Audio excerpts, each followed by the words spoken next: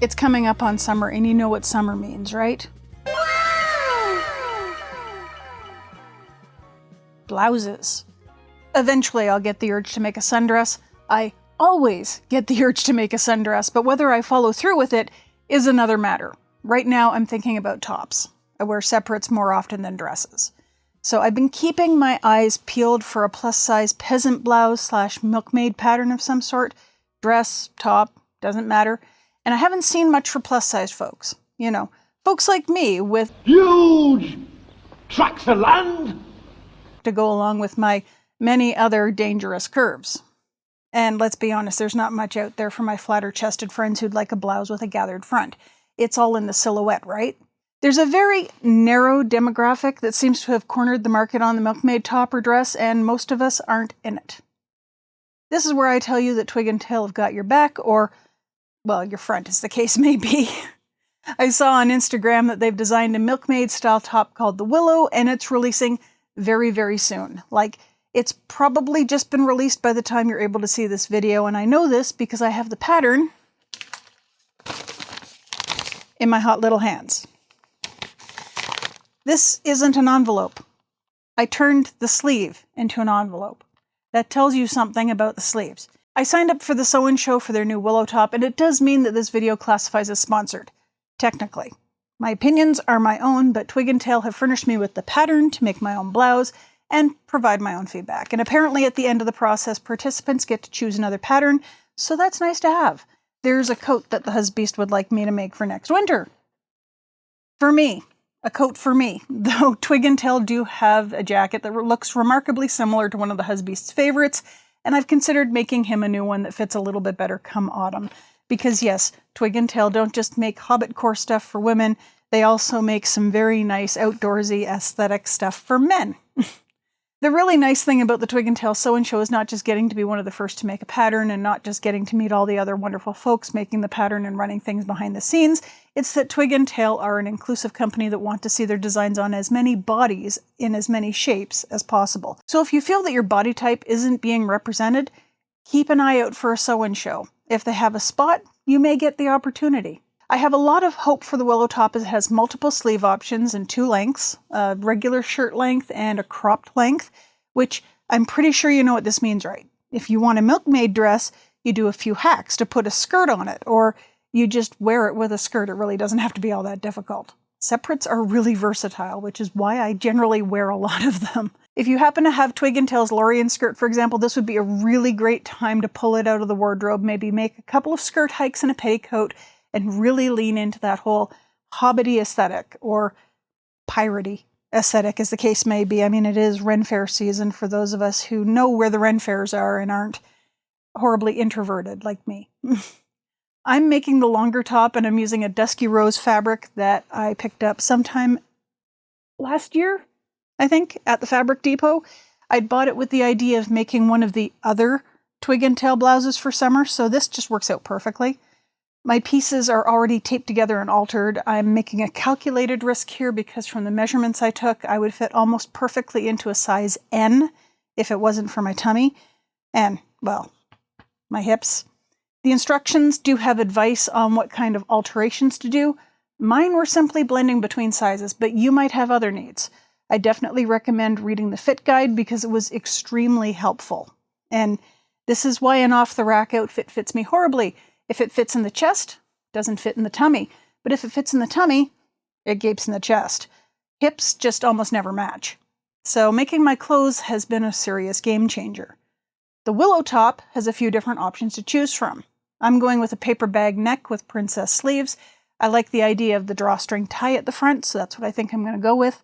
The paper bag aspect just means there should be a little extra fabric for added bra concealment because, yeah, that's always an issue for me.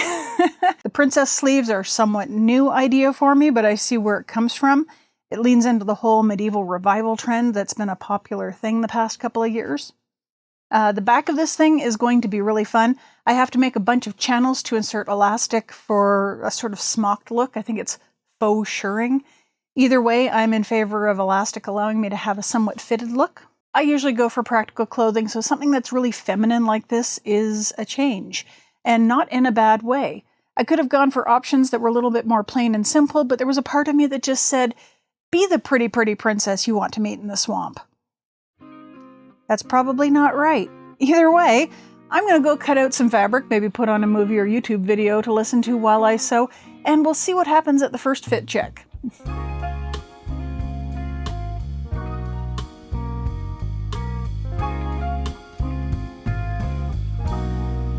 Lean into the tension for release. Good things come with ease. Don't resist. Thoughts and words hold power to make light. You will always win if you keep your peace. Breathe in, breathe out. Just relax.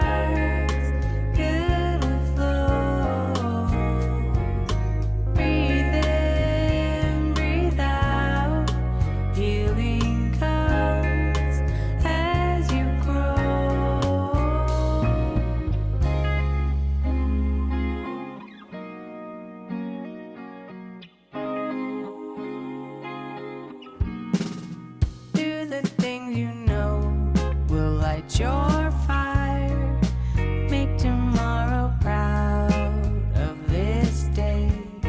Authentic is the key to connect. Build the skills you need to ride the waves. Breathe in, breathe out, just relax.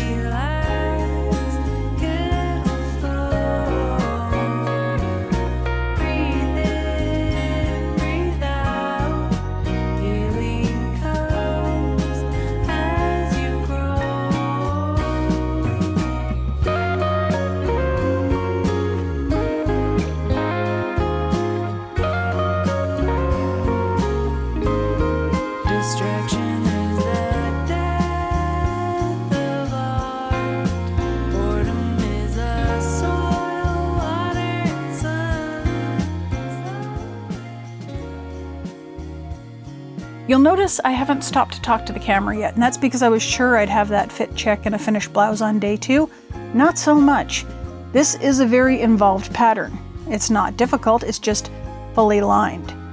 Fully lined. So if you're one of those people with sensitivity issues who likes French seams because 95% of everything's enclosed, you'll probably like wearing this top. I just kept working away at the blouse because while the timeline for release changed a wee bit, granting us a few extra days to work on our tops, the blouse was taking longer than I expected, so there was a little panic sewing on my part. The cats, on the other hand, had a great time. They spent their time in the sunroom napping at the highest spot they could get to, and I'm sure if they were in the basement they'd be reminding you to boop the like button and check to see if you're subscribed, and thank the patrons and channel members for all their assistance. They definitely wouldn't be trying to get into the drop ceiling.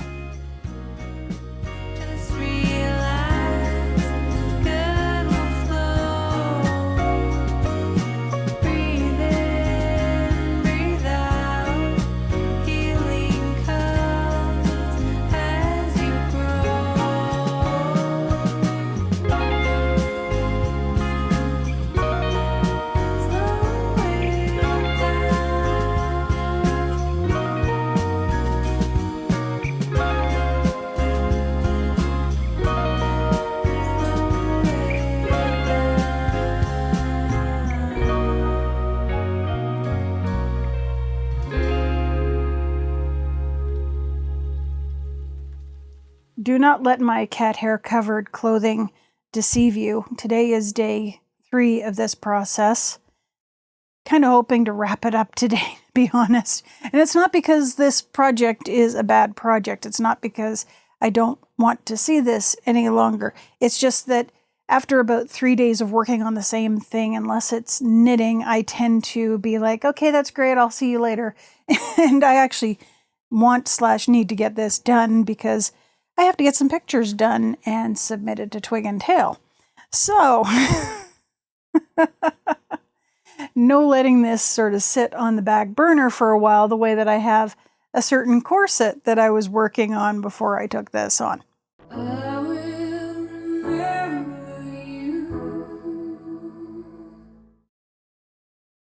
was mostly where we were last night. And then I started the back piece. And the back piece is surprisingly like quilting. Lots of little channels because you have to put elastic through not every second channel, but like every first, third, fifth, seventh, etc. So that every second channel is empty. And yes, this is the back panel. Good old faux shirring. I wound up taking this upstairs with me, and while I was waiting for my little gaming group to get together for video games, this is what I worked on. I didn't get any kind of knitting done last night, I don't think. But this got done. And in this land of creeping mendacity, that one truth will prove its salvation. It would be really nice to get this wrapped up today, not just because I need to go and get pictures taken, etc. I also pushed out my filming of the wrap-up for my stash busting for April, and I've also wound up having to push out my start for stash busting for May, which isn't great. It means that I have one less week to be able to work on my monthly mystery project. So if it sucks, this might be the month that I actually figure out how to use the circular sock machine, just because. Not this time. Ah, boy. So yeah, this project actually came up out of the blue, sort of, because I had signed up for the Twig and Tail sew-in show, not thinking that I was going to get into it. And yeah, it's been fun. It's been fun. It's been great seeing what the other folks are making and looking at it and thinking, well, mine looks a little plain, but I like it. I think it's going to look really cute. And I will make more of these. I'm still trying to figure out what the fabric this was meant for originally. I'm not sure. It's very possible that this was originally supposed to be bedsheet fabric that Fabric Depot had in stock. I don't know, but it's really quite cute, and I think it's going to look really nice. But we'll find that out when we can finally do a fitting, and I can't do a fitting until I get working on it. So let's get to it.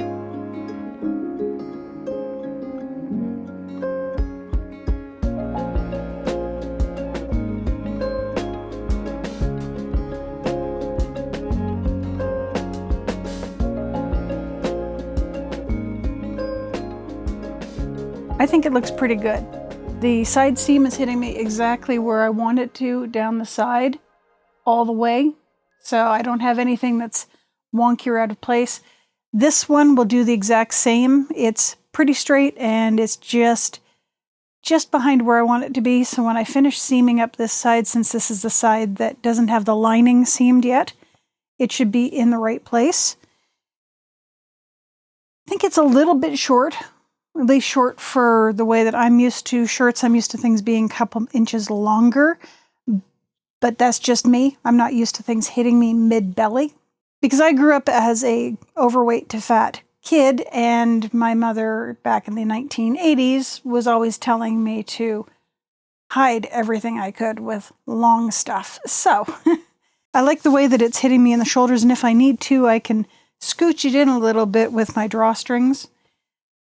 In fact, that was something that I wasn't expecting to get so much ruffling from. It just sort of slooped right in when I started tightening that up. So that looks good too. So I think we're about ready to put those sleeves in and see if we can get this in the can. Now to take it off without hearing anything rip.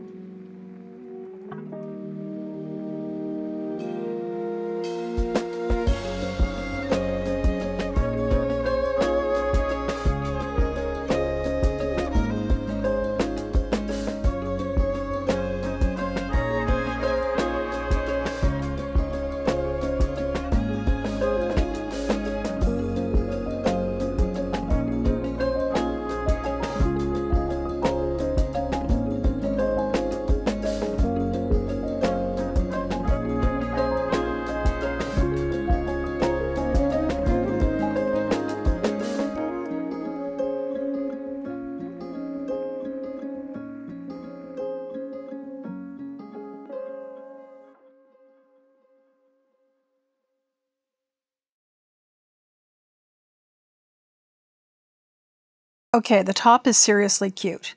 I was a bit worried that it wouldn't fit, particularly in the tummy, and I was really happy that I had a good amount of leftover fabric in case I had to recut with a full tummy adjustment. Instead, I was pretty spot on for the size alteration. The one drawback is that as a person of size, I'm used to my tops being a little bit longer. That's fine. I can lengthen the pattern and include that change in the next version, because there probably will be another Willow top in my future, possibly with a few alterations, like the length from the underbust to the hem. I have a really nice black cotton eyelet that I'd picked up for a dress a couple of years ago that I've never made, and this might be perfect for it. Maybe. I also have some white eyelet, about 2 or 3 different eyelet patterns from various projects over the last 40 years. Thank you, Mum. That might be interesting to mix and match. All the gathering might hide the small differences in the fabrics or make the differences look intentional. I'd even considered the short, poofy sleeves as an option. Who even am I? I like the drawstring neck. It looks really cute, though I found that I had to pull the neckline along the drawstring and pin it in place on both sides before tying. Otherwise, I'd get some slack that would lead to minor gaping. Again, pinning temporarily fixed that. I may try the elastic version next time. Not a huge issue. The addition of elastic to the sleeves for the princess sleeve is a fun change. I like poofy sleeves to begin with. The added elastic just gives that extra bit of poof that leans into the current medieval core aesthetic. The ruffled cuff is also a really cute optional detail. If you're worried about your sleeves dragging in your lunch, you can just shove your sleeves up your forearms. We had lunch near the park while we were out, and that's what I did. The elastic isn't so tight that it keeps you from moving your sleeves up and out of the way.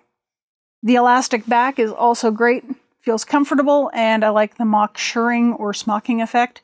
From the photos and videos I've seen, it clings a little bit more than I might like, but that's most likely a me problem and not a problem with the pattern. The main indicator you've gotten the fit correct is the side seams, and my side seams are bang on. So I possibly could let the elastic out a few millimeters, but it's not going to change much. I'm a big girl. I have back fat. So, me problem. I'm just really critical of seeing it in pictures. But, on the whole, I love the top. I am so glad to have taken part in the sew-in show with Twig and Tail. The only downside, if you can call it that, was working on a deadline, and of course, by necessity, having to rush to get things made, photographed, and look good under pressure. Like, you have no idea how careful I was with this project. I had one moment with the serger where I thought I was going to have to recut and sew an entire section because the machine jammed and refused to advance the fabric, and I just about burst into tears. It was so stressful. Obviously, the photos are a huge part of the pattern and the marketing, so getting those done ASAP is a priority. My perspective is skewed because I'm a video producer. My overall big picture when it comes to a pattern is very different. They're making a pattern. I'm trying to figure out how to tell the story of my adventure with the pattern. And then you add into the mix a significant other doing the filming and photos, so you're releasing some of your control over the creative process to someone else, and they're not totally dialed into your wants and needs for the project, and not 100% happy with the fact that this is happening on their Saturday, which is already a time crunch because you have plans for the evening. It gets to be a lot. So everyone please thank the Husbeast for playing photographer and videographer. He did a fantastic job. So while I really did love making the Willow top, I love wearing it more. I'm probably going to love the process of making the next Willow top a lot more because I won't be on a deadline and I can do it at my own pace and switch out with another project every so often because I've noticed that if I feel a sewing project is taking longer than my brain wants to give it, say 2 or 3 days, I get really nervous and upset if I can't put it down and take a break, like maybe I'm doing things wrong or I bit off more than I should have. Again, me problem, and one that comes from feeling helplessly tied to the sewing machine in an artificially lit basement for days on end. Weird side effects from being a sewing YouTuber, I guess. When I say I'm trying to scale down the amount of sewing I'm doing on camera, this is one of the reasons. So I need to build in the ability to see sunlight and maybe touch grass every so often without going over deadline. Maybe clean up the sunroom and make sure the Husbeast's bee deterrents are firmly in place so I can do some sewing with a view of the garden, which is in bad need of a cleanup. I love Twig and Tail's outdoorsy aesthetic, but I'm definitely a hothouse plant. Funnily enough, I have 2 vintage sewing machines that could possibly live very happily in the sunroom over the summer, and only one of them requires an extension cord, though I don't relish the thought of having to get the treadle back down to the basement on the off-season. Twig and Tail have some really interesting stuff coming out if you keep an eye on their Instagram. There's a bodice and dress coming soon that I'm really excited to see. But the Willow top, almost perfect. Highly recommend. And if you're afraid of the work to make the top, take it step by step. The instructions are absolutely fantastic, and there's even video in case you get lost. 10 out of 10 will make it again. At any rate, thanks for hanging around to the end of the video, spending your time with me. I'm going to head upstairs and probably knit on this month's socks. It's a rainy day, so it's perfect for curling up on the sofa with some knitting. Unfortunately, not so much for filming, so I'm going to have to leave you here. I'll see you next time.